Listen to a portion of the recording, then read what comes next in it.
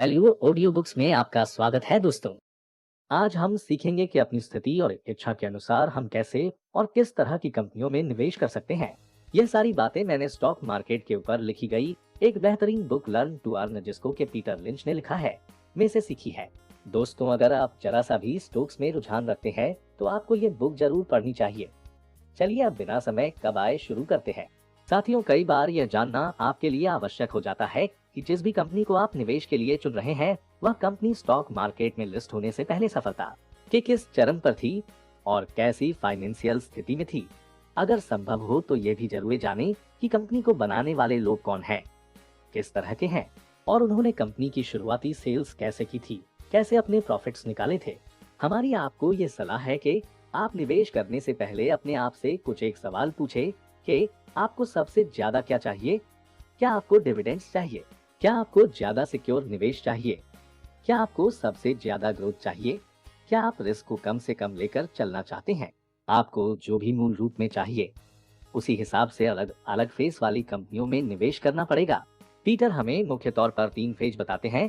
Phase number 1 अमूमन जो भी नई नई कंपनियां होती हैं इस पेज में आती है और इस पेज को Peter the birth of company कहते हैं। इस पेज में कंपनी के पास एनर्जी बहुत ज्यादा होती है।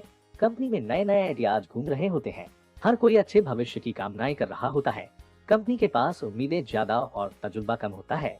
इस पेज में ज्यादातर कंपनियों के पास फंड्स होते हैं जिस वजह से उनको बिलों के भुगतान के लिए ज्यादा चिंतित नहीं होना पड़ता। इस पेज में कंपनियों को अपने कैश खत्म होने से पहले पहले अपनी सेल्स बढ़ानी होती है। इस पेज को लेखक हाई रिस्क फेज भी कहते हैं क्योंकि इस पेज में कंपनियों को बहुत सारे खतरे होते हैं। उदाहरण के तौर पर कंपनी के कैश रिजर्व के खत्म होने का खतरा, कंपटीशन का खतरा, आइडिया फेल होने का खतरा। इस फेज में कंपनी के फेल हो जाने का खतरा इतना ज्यादा होता है कि अधिकांश कंपनियां पहले 5 साल में ही फेल हो जाती हैं। जैसा कि आपको पता ही होना चाहिए कि कंपनियां अपनी एक्स्ट्रा इनकम में से शेयर होल्डर को डिविडेंड्स देती है और वही इस फेज में ज्यादातर कंपनियों के पास एक्स्ट्रा इनकम जैसी कोई चीज नहीं होती। इसका मतलब है कि आपको इस फेज वाली कंपनियों की तरफ से डिविडेंड्स मिलने के चांसेस लगभग 0 के बराबर होते हैं। अब जैसा कि हमने पहले जिक्र किया कि यह कंपनियों के फेल होने की संभावनाएं बहुत अधिक होती है। इसका मतलब इस फेज वाली कंपनियों में आपका निवेश बहुत ही कम सिक्योर होता है। वहीं अगर इस पेज में सब कुछ ठीक रहता है और कंपनी अच्छे से ग्रो कर पाती है तो आपको यहाँ पर ग्रोथ मिलने की संभावनाएं भी रहती हैं। परंतु जैसा कि आप समझ पा रहे होंगे कि इस फेज में रिस्क काफी ज्यादा होता है। फेज नंबर 2 इस पेज को लेखक मिडल एज ऑफ कंपनी कहते हैं। इस फेज में 5 साल या अधिक समय से ग्रो कर रही कंपनियां आ जाती हैं। यह ज्यादातर वह कंपनियां होती है जिन्होंने अपना पहला फेज पार कर लिया होता है। इस फेज में कंपनी अच्छे से सरवाइव कर रही होती है। यहाँ तक पहुँचते पहुँचते ज्यादातर कंपनियां स्टेबल हो चुकी होती है। वह अपनी गलतियों से सीख चुकी होती है। यहाँ तक आते आते कंपनियों के बैंकों के साथ अच्छे संबंध बन चुके होते हैं। दोस्तों, यही वो फेज है जहाँ पर आपको मल्टी बैगर्स मिलने की संभावनाएं होती हैं। यहाँ पर आपका निवेश थोड़ा ज्यादा सिक्योर भी होता है और इस फेज वाली कंपनियों में ग्रोथ की संभावनाएं भी असीम होती हैं। आमतौर पर इस फेज वाली कंपनियों में आपको डिविडेंड्स मिलने की संभावनाएं बहुत कम होती है। यहाँ पर आपका निवेश थोड़ा कम रिस्क में होता है। साथ ही आपको यह भी अपने दिमाग में रखना चाहिए कि ये फेज वाली कंपनियां अच्छे से सरवाइव तो कर रही होती हैं, परंतु वह जरूरत से ज्यादा रिलैक्स नहीं हो सकती क्योंकि इस फेज में रिस्क रिवार्ड रेशो भी ज्यादा होता है जिसे मिड लाइफ क्राइसिस भी कहा जाता है। आइए इसे एप्पल की उदाहरण से समझते हैं। 1980 के दशक में एप्पल कंपनी ने अपना एक प्रोडक्ट एप्पल 3 लॉन्च किया था जो कि पूरी तरह से विफल प्रोडक्ट रहा। एप्पल 3 में बहुत सारी दिक्कतें थी जिसकी वजह से लोग एप्पल में विश्वास खो रहे थे। साथ ही अगर हम एप्पल की 1982 की सालाना सेल्स पर गौर करें तो ये $1 बिलियन तक पहुंच चुकी थी, जिससे हमें पता चलता है कि तब कंपनी अच्छे से सरवाइव कर रही थी। पर कंपनी ज्यादा रिलैक्स नहीं कर सकती थी क्योंकि IBM एप्पल की जगह ले रही थी। वह एप्पल के कोर बिजनेस में घुस रही थी जो कि था पर्सनल कंप्यूटर्स।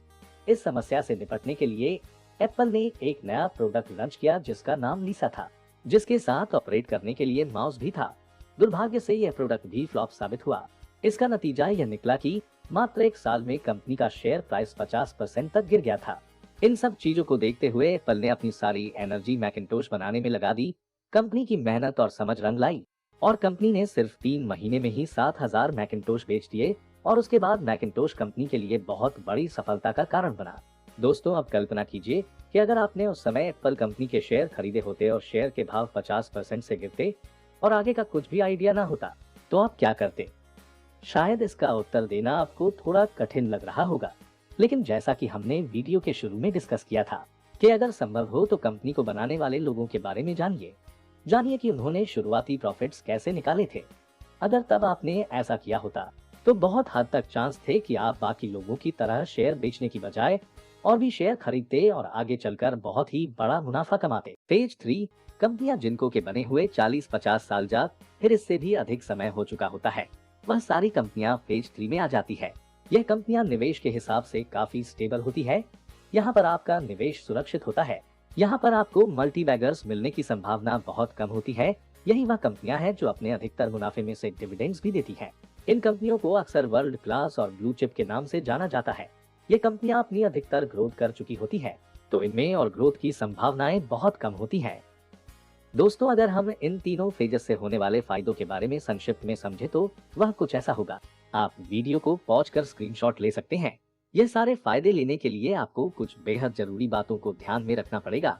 दोस्तों, अगर आप फेज 1 वाली कंपनियों में निवेश करते हैं, तो आपको कंपनी की प्रोग्रेस को बहुत ध्यान से ऑब्जर्व करना पड़ेगा।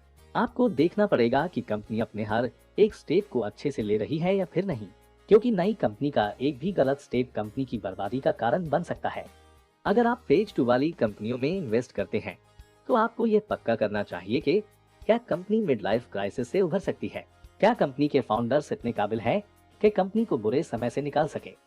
और अंत में फेज 3 में एक बात कभी मत भूलिए कि कंपनियां अमर नहीं होती। सभी की अपनी एक उम्र होती है, अपना एक समय होता है, और सिर्फ ब्लू चिप या वर्ल्ड क्लास कहे जाना कंपनी को सुरक्षित बनाए नहीं रख सकता। उम्मीद करते हैं कि आपको कुछ न कुछ नया सीखने मिला होगा। जल्द मिलेंगे इससे भी काम की वीडियो।